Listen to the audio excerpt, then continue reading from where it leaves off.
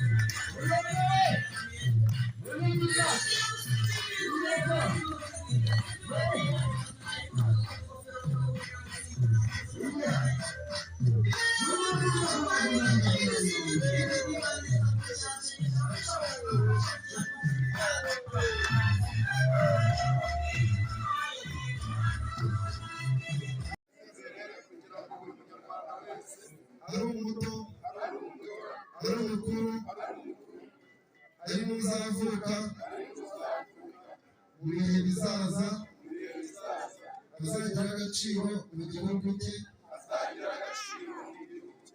cyangwa se n'ahandi azaba ari hose. Ndahiriye nemeza kandi ko ngomba kwifatanya na buri muntu wese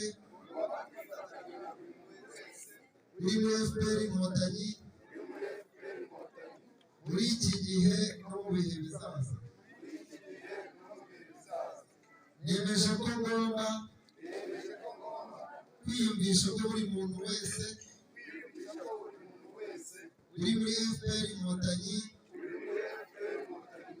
agomba kurinda, kurindwa, kugira no kugirwa inama kugira ngo twirinde ibyago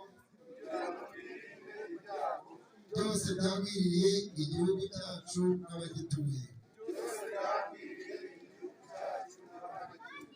Ntegeye kandi ko nzafatanya n'abandi kurwanya abanzi b'u Rwanda aho bazaba bari hose. Ndahiriye kandi mu maso y'abanyamuryango ko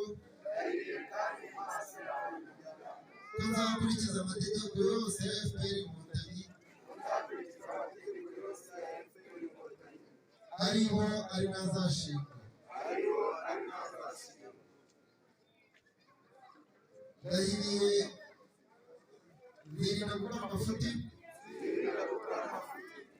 guhemuka, kuzarira n'andi makosa yose yatumye igihugu cyacu kigwa mu icuraburindi.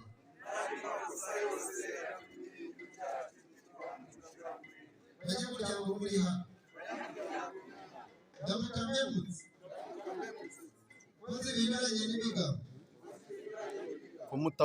ko mutavuga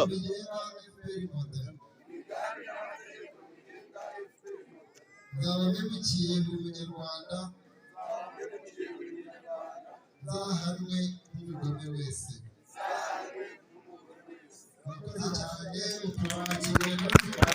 amashyi menshi cyane.